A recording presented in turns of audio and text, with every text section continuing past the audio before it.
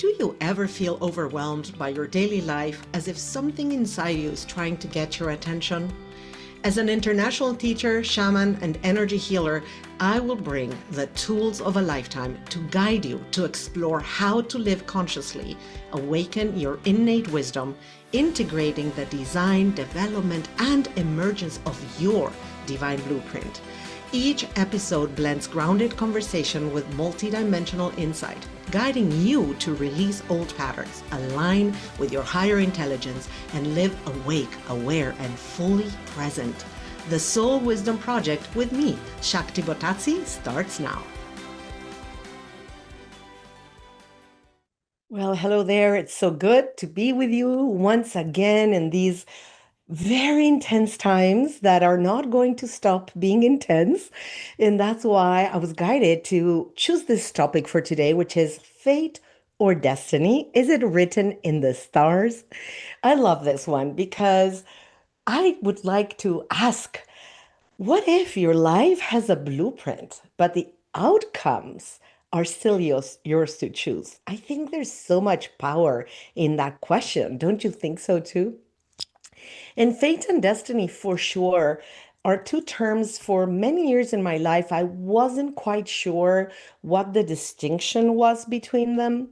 And I oftentimes use them interchangeably. But later on, I discovered they're not really interchangeable and they don't really mean the same thing. So, for today's conversation, let me tell you what I mean by each one of them so you can follow along and you can relate to your own experience and see if that matches with your own inner understanding of what that is and how that feels. So, for me, fate is what is given or encountered within the architecture of this incarnation. It is something that you come with, and we're going to speak more about that so you understand more about this. But let's begin with this statement just to set the foundation. And destiny is what we participate in, what we become conscious about, and through choice and will, we create our destiny. Fate is given to us. I think that's like the most simple distinction we can begin with. And I want you to accompany today's listening with the question, do we surrender to fate or do we take control through destiny? And is there a middle ground? And how does that work? And how do we know what is fate and what is destiny, right?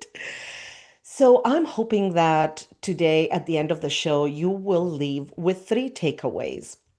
One is in what ways you are actually in the driver's seat of your life, how you can really know that you're in control, that you're not surrendering to that force that's out there and that you feel you're at the whim of the winds or the waters. And the second takeaway I'm hoping you will get clarity is how your design, the design that is your blueprint design, your human design, your astrology design, how can it help you understand your soul's path and give you physical, practical tools for life? And this is a big one because with this one, I'm going to help you bring all of this seemingly up there woo woo information into down to earth practical ways in which you can really translate it into your life, right? Into the way in which you live your life. And the last takeaway is in what ways your individual path unfolds within a larger path of humanity. So here again, I will have us have a conversation about, well, is there a fate that's bigger than just my own?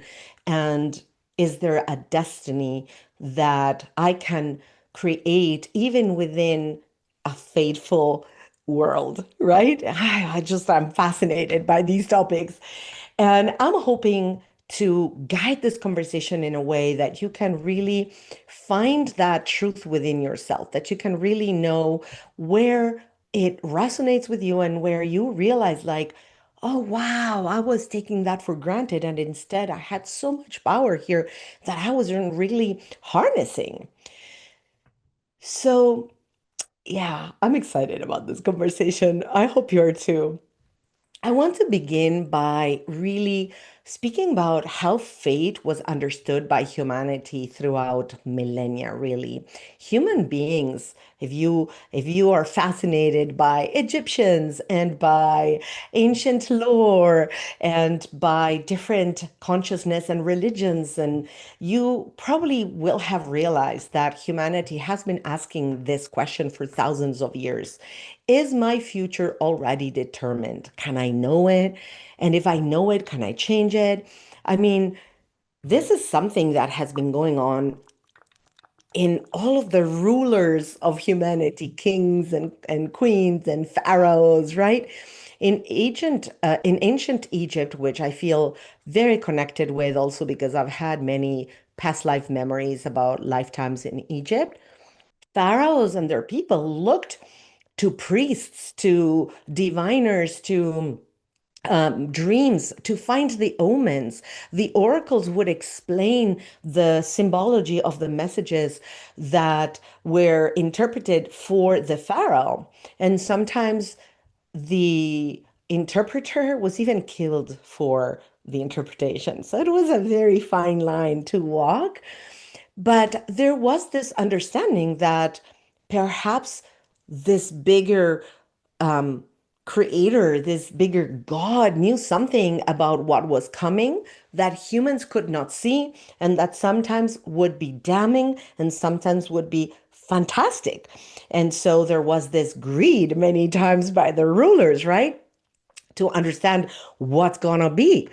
And in ancient Greece, for example, we had the Oracle of Delphi, and the oracles, the Pythia, would travel to Delphi to get answers, and the leaders too, and they would make key decisions about when to start wars and when to stay put with respect to what guidance they would get. So this was huge. They would trust it so implicitly that they would coordinate battles and wars and governmental decisions based on what the information they received was. This is like so big, right? It's mind blowing.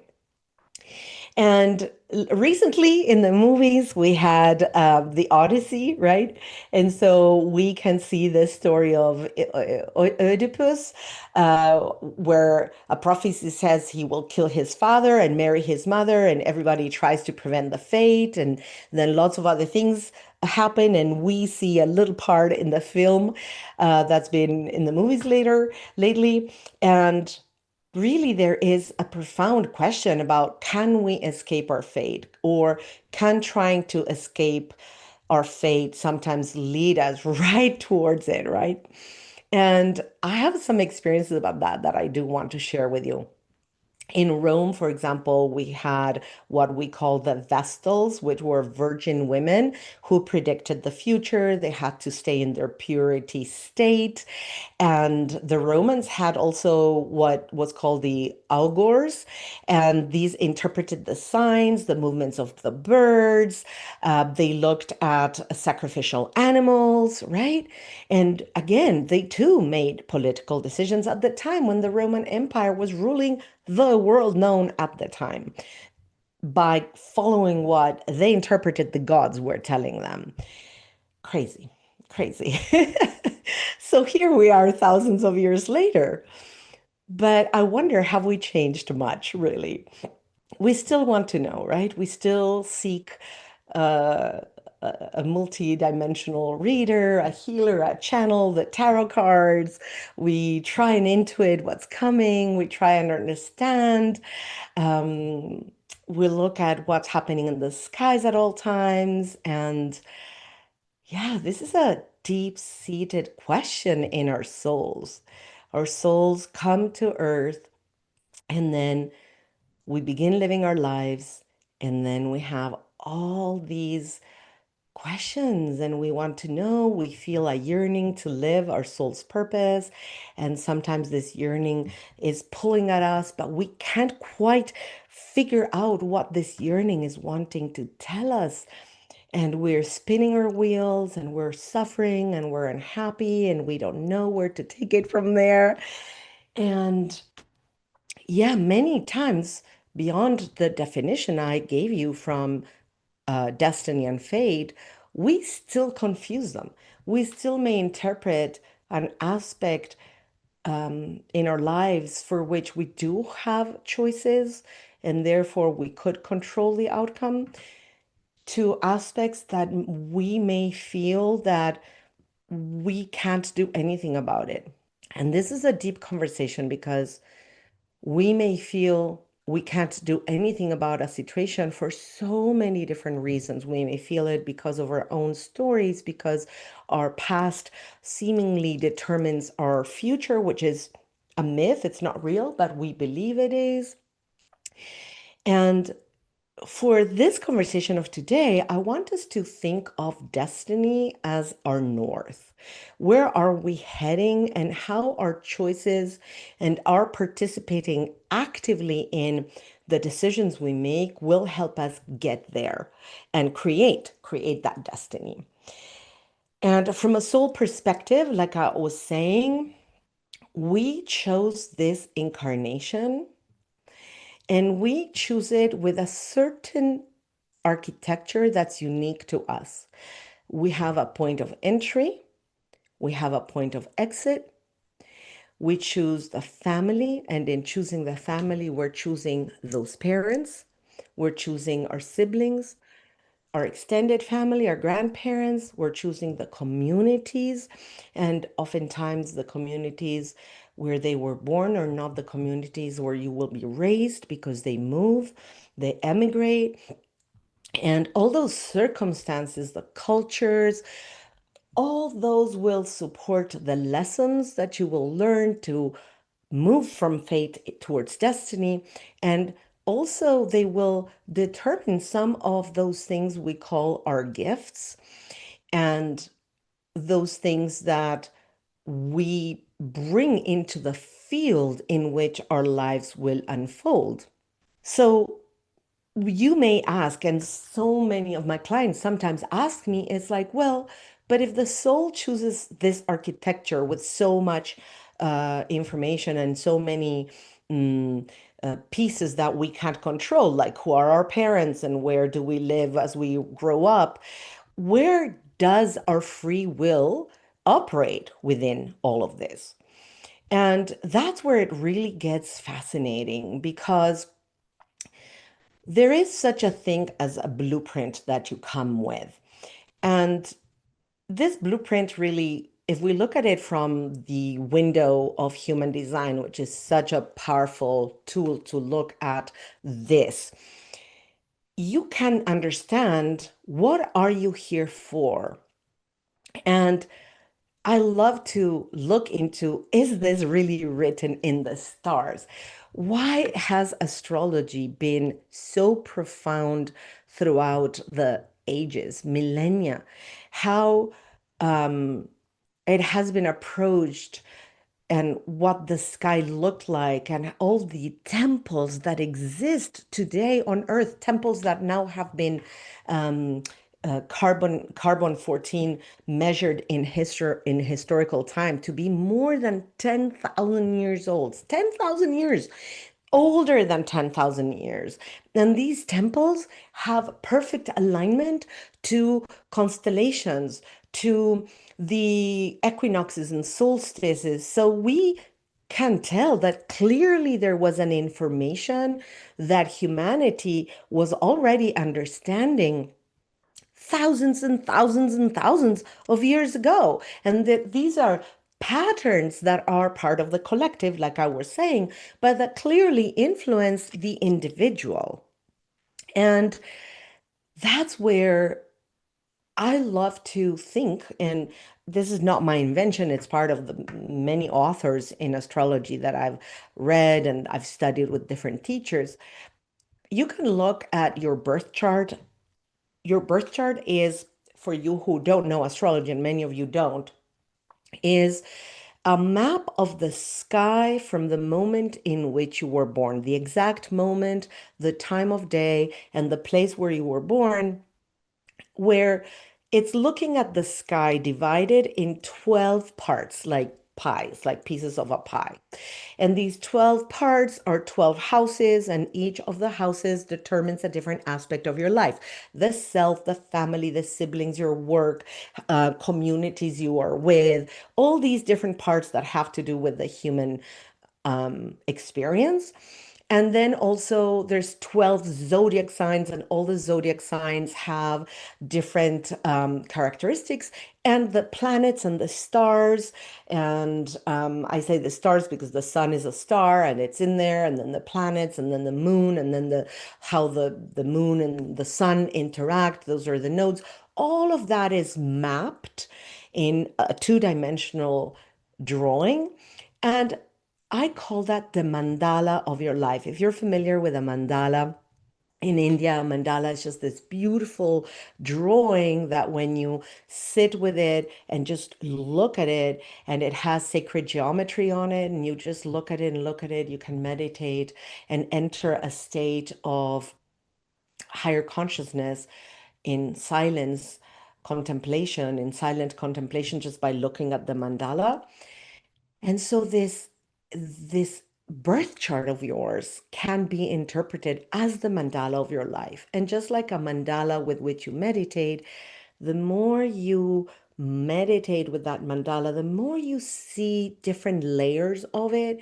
And with your birth chart, it's the same. The more you live your life, the more you discover what those planets in those houses with those signs mean for you, the more you understand that they're actually giving you tendencies.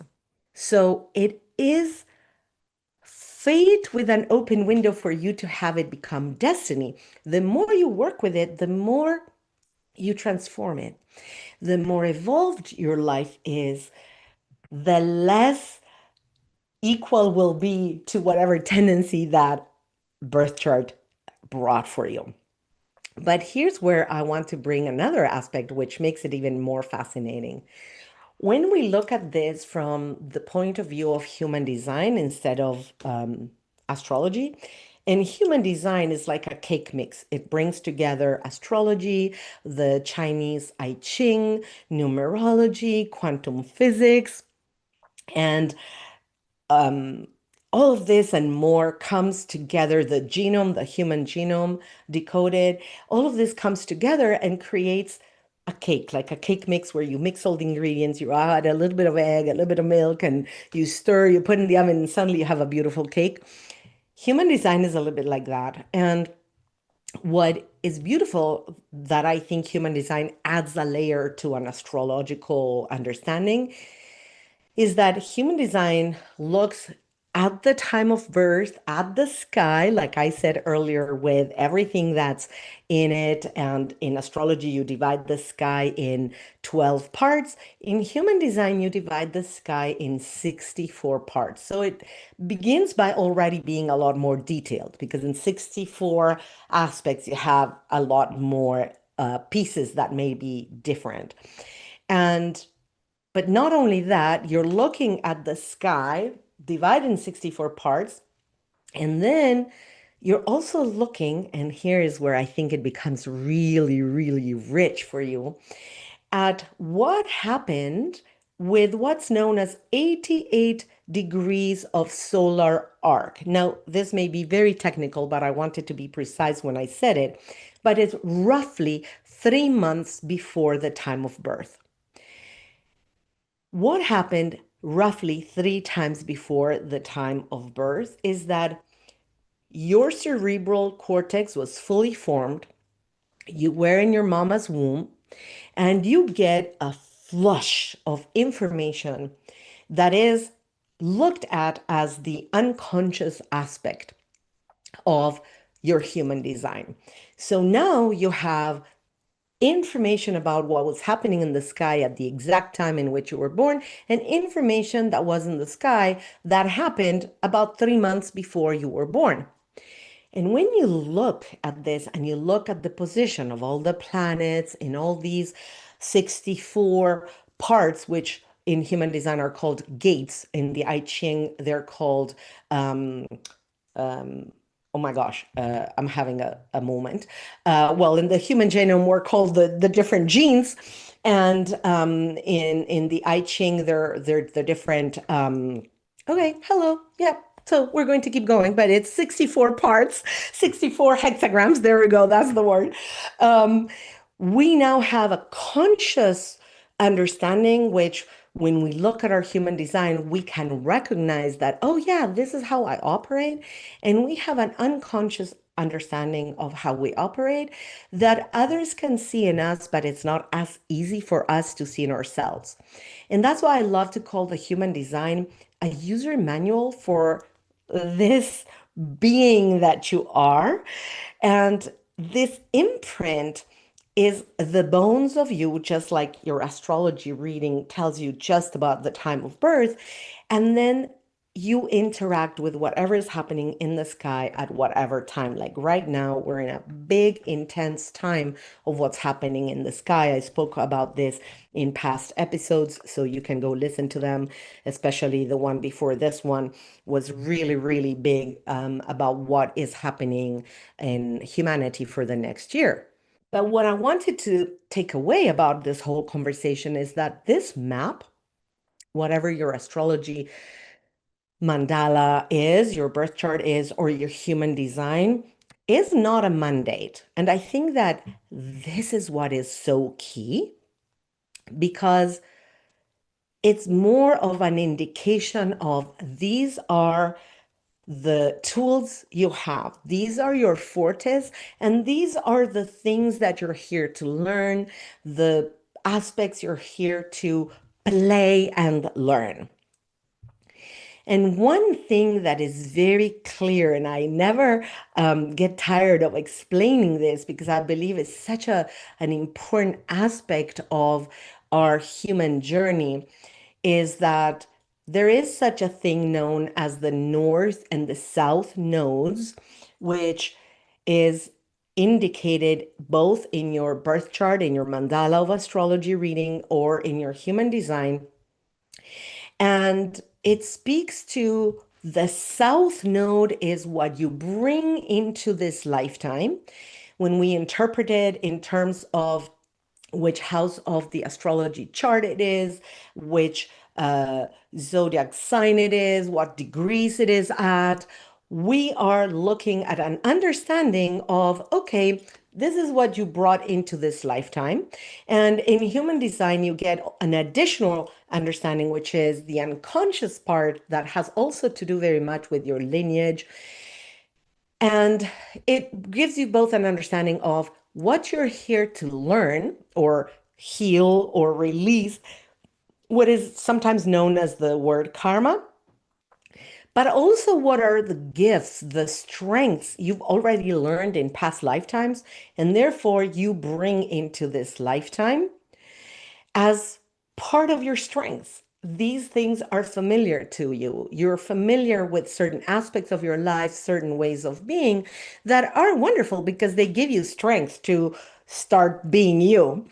And this South Node is an information that for the first roughly 40 years of our lives, we feel really comfortable in, and we explore, and we also confront all those things we came here to learn are the things that we confront in our family life, in our social life, in our life of relationships. It keeps hitting us. You think this is too theoretical, I can't follow you. Let me tell you my example. One of the lessons I came here to learn was very, very clearly betrayal and love. And so, in the first half, 40 years of my life, maybe it's not even half. I hope I live 100 or more. But in those first 40 years, I experienced all types of love. Love that I got betrayal with, love that I was really loved, love where I was abused, love where I was respected, but not really loved as a partner. Oh my gosh, all kinds of ways in which I could be loved. Love as a friend, love as an enemy, which whatever that means like or feels like. And then betrayal in every way, shape, and form, betrayal at work, betrayal by friends, betrayal in the family, betrayal by my loved ones. Oh my goodness. Clearly, that was a lesson I had to learn. So all of that comes up. And then you hit this time around 40, which is where the planet Uranus, which is a change maker, and it's really powerfully antagonizing you so you can look at what needs to be looked and healed and released, and transformation begins to happen, positions itself exactly opposite of where it was at the time of birth, roughly around 40 years old of age. And that opposite, okay, opposition creates tension. So that tension brings forth a thing within us. I'm uncomfortable living my life as it is. I need a new career. I need to understand why I'm here. I have abandoned myself. I don't no longer know who I am. Something's calling me, but I can't understand quite what that is. Um, oh my gosh, this partnership doesn't work anymore. I want to break my business and start a new one. This love I thought was love is no longer love. Oh my God, what am I going to do? All of that crisis appears at around 40 to show you the North Node. So the North Node, so South Node is what we were talking about. The North Node. The North Node is what you came here to learn, what you came here to become, to expand, to live as your soul's desires. So yes, it is part of your blueprint. Yes, you can read it in your astrology chart and you can read it in your human design chart. Yes, you can understand what that is all about. Yeah, but then you have to move through all that turbulent time of understanding what is no longer working, what is really calling you, get clarity about what that is, heal, release, so that you can really make new choices. Here's where you go from fate into destiny. If you continue in that rolling winds or waters of the South Node, then you stay in the fated life. That's a big one, isn't it? But when you begin saying, oh, I get it. I need to make some choices. I need to discern here a little bit.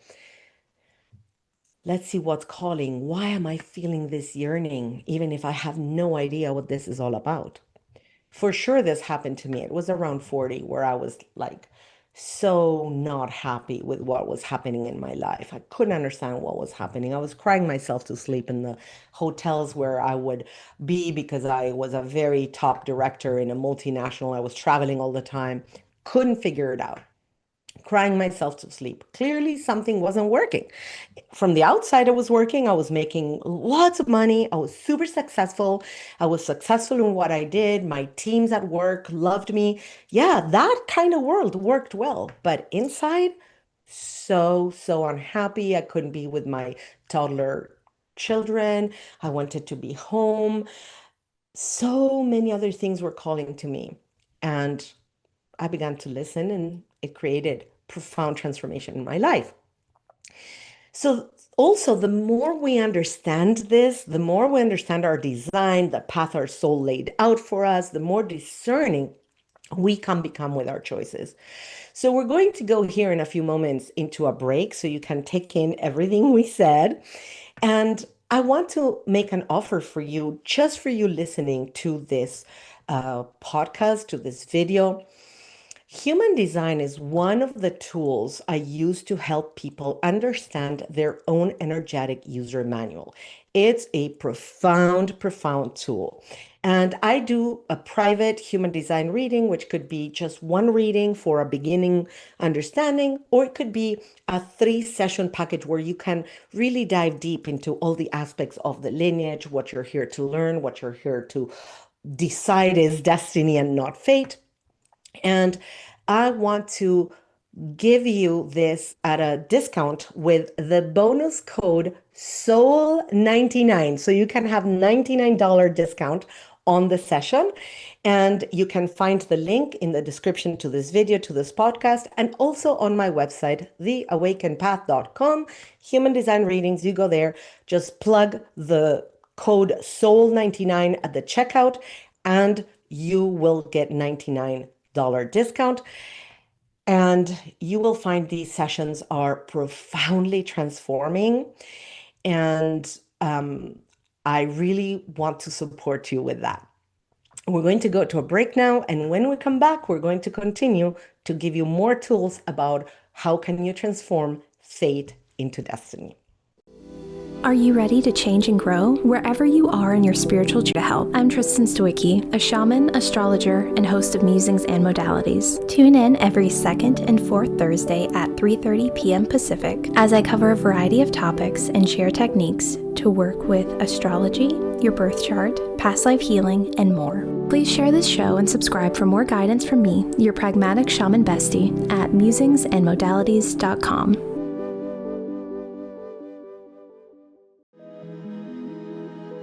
Have you had an experience you can't explain? A sign, a presence, a knowing that left you changed, but unsure who would understand?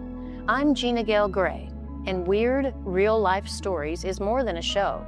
It's a sacred space to explore the mystical, the mysterious, and the deeply personal. Each episode features true tales that awaken intuition, validate soul signs, and open hearts. And now I want to hear your story. Visit anywheremindbodysoul.com to send me a request to share your experience on this show, or discover how we can work together to explore the meaning behind it. Tune in every first and third Wednesday at noon Pacific. Let's explore this mystery together. And if you're ready to go even deeper, my channeled book with my son Spencer, Listen to the Silence, Messages and Miracles from Spencer Who Never Spoke Words, is waiting for you at listentothesilence.org. Have you had an experience you can't explain? A sign, a presence, a knowing that left you changed, but unsure who would understand? I'm Gina Gale Gray, and Weird, Real-Life Stories is more than a show. It's a sacred space to explore the mystical, the mysterious, and the deeply personal. Each episode features Fate or destiny, is it written in the stars? This is the conversation we've been having. And we've been looking at in what ways our lives may be fated and how much room do we have to move from fate into a destiny we co-create. So you've been listening, stay put because we're going to continue diving into this conversation.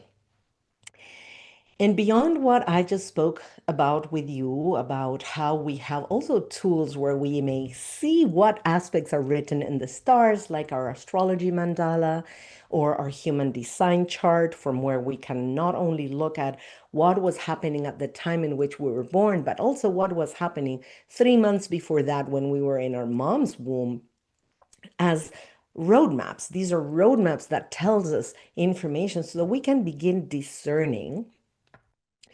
Then we bring in choice, right? Free will. Free will enters the equation. So when we understand the map and we can expand our discernment, we are the ones living our lives. We're not at the whims of the winds, like I would like to say. And we operate within a field that we chose, like we were saying earlier, our family, community, the country we're in, our friends, society, right? So within our family, for sure, we pick that family because mom, dad, siblings, they are our biggest masters. They are the ones constantly putting us in front of our limitations. They are the ones hitting us all our red buttons, like the whole piano, all of the keys on our red buttons. This will be done by our beautiful siblings who know exactly where to hit us, and we get triggered. And our reactivity shows us that we are exactly in the pain points that we haven't resolved. When we are in that reactivity, we're fully into fate. We are not co-creating our destiny. We're simply at the whim of the winds or the waters, and we are in reactive mode. Whenever we are in reactive mode, we are living within the narrative of a story of limitation. We're living within the story that is the story of our shortcomings, the story of how we interpreted the world outside giving us information about who we are. Sometimes I call that your trauma. But without getting into that lingo, it's that part of you that is not free to choose because it is trapped in a prison made by our own stories and experiences and the way in which we interpret them. So that part is where we play to begin choosing a different outcome. When we are tired of reacting all the time, when we get exhausted of being in this hamster wheel, how is it that every time my mom or my dad or my brother or my lover or my friend tells me this phrase, I go berserk? How is it? Well, because it's hitting exactly that inner story that I'm telling myself that I'm not good enough. And so every time somebody touches there, it's as if they were touching an open wound that you yell because it hurts. And when we get tired, and I had a teacher that guided me for almost 10 years. She was an amazing teacher for me, not an easy teacher. She was harsh, but I learned a lot from her. She used to say, we don't get to take action about modifying our circumstances until water is fully at boiling point. And that is so true, my friends. If the water is almost at boiling point, but not fully at the temperature of boiling point, still 10% to boiling point, we may still bathe in that water. Yes, we're scalding. Yes, we're uncomfortable, but you know what? We're not yet burning. So we're there. We're in that soup, and we are not motivated enough to move to the other side. The pain is still tolerable. But at some point, the water boils. And when it's boiling, we are so done. We are ready to move beyond whatever circumstances we are, as long as we stop the suffering, because the suffering is so intense that it's intolerable. And it is at that point that we know that moving through whatever it is we need to move through, whatever interpretation, healing, understanding, changes we need to do, is going to be better than staying in this pain and suffering that we are at this point.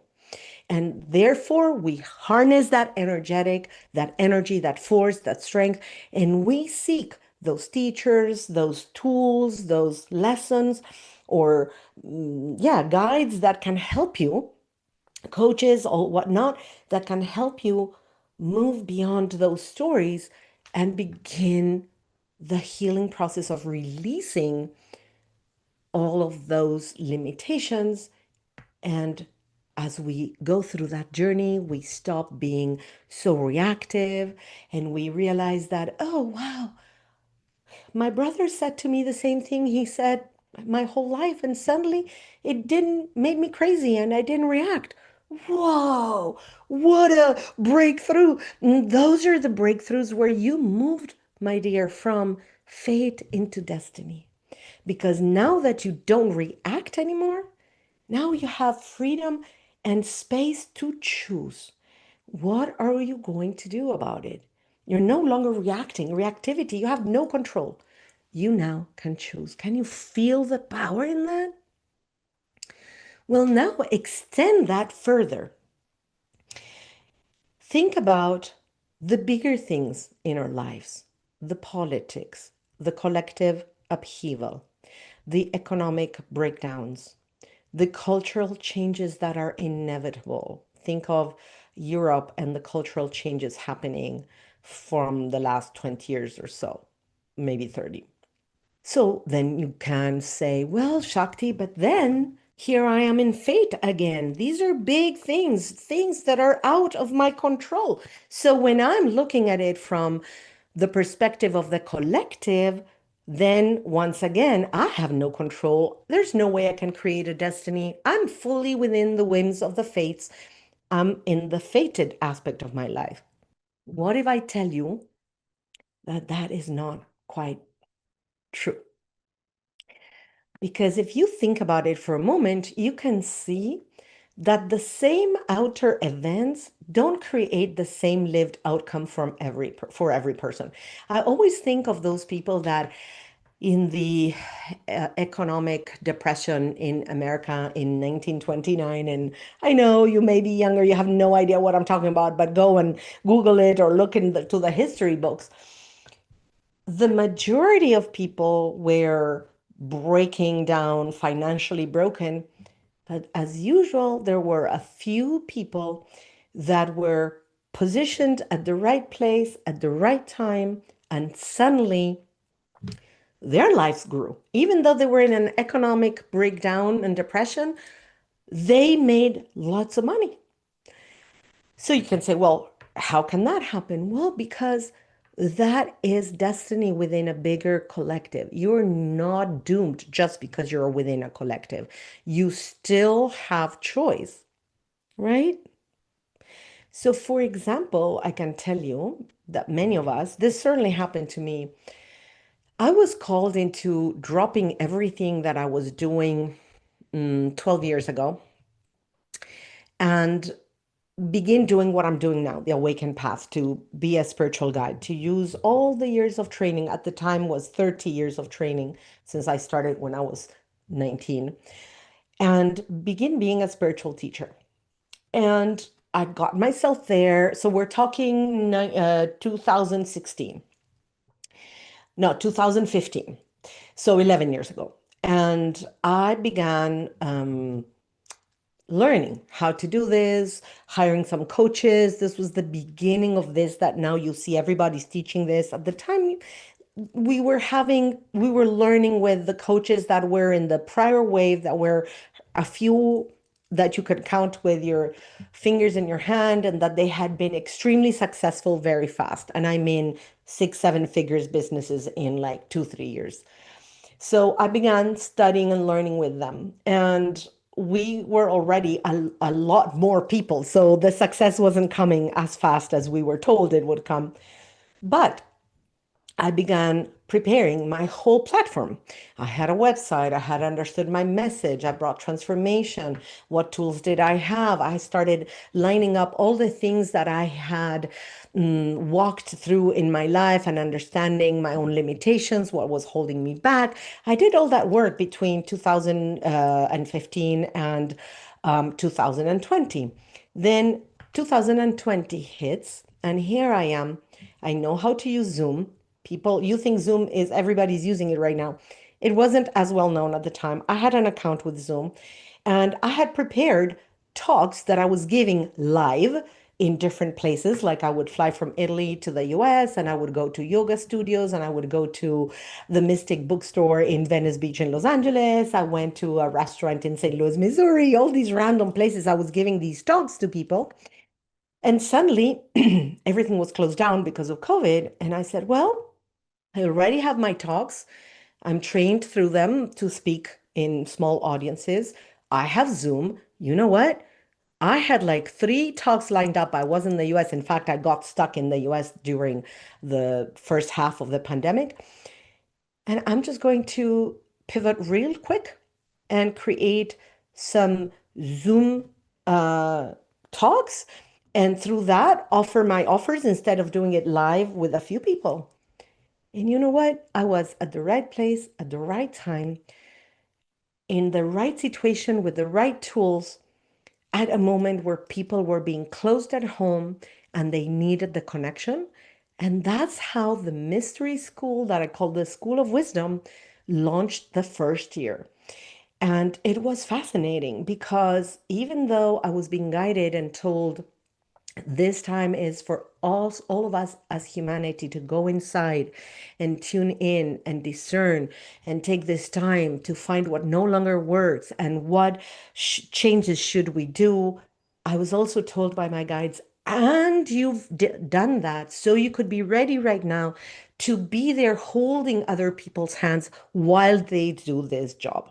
So that's one of the typical times in which the collective was happening, and I had a choice. Was I going to let myself fall into the whims of the winds and through fate surrender to the fact that all these talks were canceled? I had flown to the US. I wasn't living here, so I was spending money being in the US, traveling, and I had all these bookings done at these different locations so that I could give talks, so that I could make my offers in real life to real people. Was I going to surrender and feel defeated because now what I was going to do? We didn't know how long the pandemic was going to last. Or was I going to make choices and say, I was preparing for this without knowing? So I'm going to do a Zoom offer and shift into the new way. And that actually was the beginning of what you're seeing today, even in this Soul Wisdom project. And that is an example of my own life on how fate and destiny played out. And I tell you, I feel so compassion for the me that was at that time learning how to do Zoom conferences and to teach over Zoom as opposed to live, and really wetting my feet into waters I had no idea the depth of. But hey, they expanded me. I learned so much and I gave so much, and I was able to rejoice in the connection, even though we were called to be closed at home. So, this is the same thing I was saying, where collective upheavals don't necessarily need to affect you in the collective way. I'm inviting you in these times of crazy earth to take charge, to understand that as we live and move in an illusion where, oh my gosh, we're being told so much crap. And it is so easy nowadays to be fooled with all the AI created posts and reels and all the misinformation that is running amok. And at the same time, we can say, okay, I can see this. I can see this being the collective dream, this being the matrix of illusion. And I'm going to stand firm, connecting with my heart, connecting with my gut, connecting with my third eye, connecting with what I know to be true. I'm going to be discerning and I'm going to make choices. And through those choices, drop what is toxic, what is not real, and create a path that is aligned and authentic. And it takes courage to stand in authenticity. Because when you stand in authenticity, you become vulnerable. But it's also freeing because when you're authentic, nobody can tell you that you're wrong because you're being authentic. This is who you be. And the more authentic you be, the more non negotiable it becomes. And the more people begin to understand and feel it, people recognize authenticity. And this journey we're on, especially between now and the eclipse of the next year on August 2nd, 2027, where we're going to have a big doorway through which we're going to leap big in humanity. The journey is a journey of rising our level of consciousness, of expanding our heart, of expanding our ability to be compassionate. Oh my gosh. It's so interesting now when I speak about these things Many times my voice is being silenced, and I don't believe this to be a coincidence. Give me a moment. Well, here we are with what's left of my voice. So crazy. So it's a calling to remind you that you have more choice than you think, that through your design, I can help you understand your soul's path and where choices live within it. Your individual path unfolds within the larger path of humanity. And this is a big one.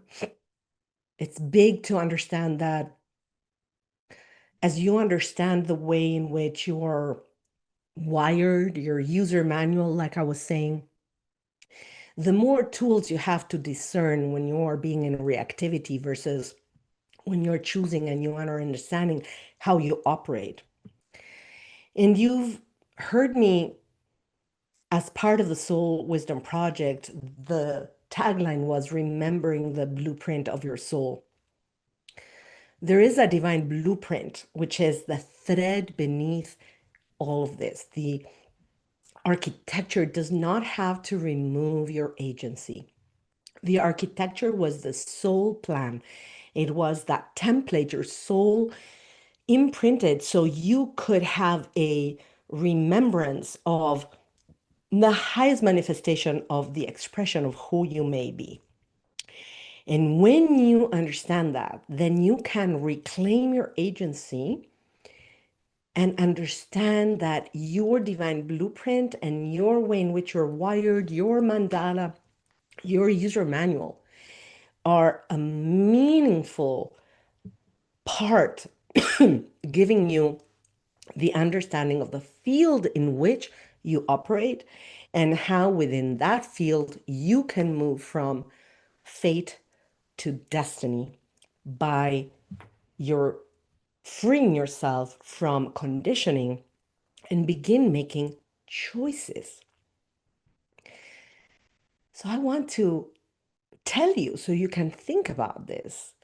Perhaps the question isn't whether your life is written in the stars. Perhaps the question is, what are you going to do with what is written there? Where is it right now in your life that you may have been surrendering? And I don't mean this into surrendering to the divine, more like giving up into something thinking that it is fate, when instead there may be choice there available to you that you were not recognizing. So it is my hope that as we end today's conversation, you can ask yourself, even though I have a blueprint, can I recognize it and can I see it as an empowering aspect showing me the best expression I can be and how much choice do I have within it? So, what are you going to do with what is written in the stars? And I do want to offer again, if today's conversation has made you curious about your human design, it's a wonderful, powerful tool. And I would love to work with you if you're open to that, to receive a private one-on-one reading or 3 sessions about it. In the description of this video, of this podcast, there's a link for a human design reading or a human design package. Just go there and use code SOUL99 to get a $99 discount. And I invite you to book a session with me. And by the way, this is going to be offered for 7 days. So if you're listening to this and you want this, book it and get the discount because that's going to go out of the market in 7 days. So, this is what brings us to the end of today. I want you to know that next episode on September 1st is going to be the final episode of this first season of the Soul Wisdom Project. It's been an amazing journey, and we're going to do something a little bit different, very special, wrapping it all up. So, I invite you to listen live. And once again, thank you for listening. Thank you for listening live. Thank you for listening to the replays, to the podcasts. Thank you for continuing to ask me questions that I can bring insights into this container, the Soul Wisdom Project. It's been wonderful so far. I'm Shakti Bottazzi, and this is Soul Wisdom Project. I will see you next time. Thank you for joining me, Shakti Bottazzi, on the Soul Wisdom Project, remembering the living blueprint of the soul. Tune in every first and third Tuesday each month at 9 a.m. Pacific on Transformation Talk Radio. Continue your journey of conscious embodiment, integrating the design, development, and emergence of your divine blueprint. Deepen your exploration through my book, Remembering Her, A Soul Embodiment Journey, and discover mentoring and retreats at theawakenedpath.com. Healing is possible. Your journey is sacred design in motion. To put overwhelm in your past, contact me at www.theawakenedpath.com. Stay awake, stay aligned, and keep living your soul's wisdom. See you next time.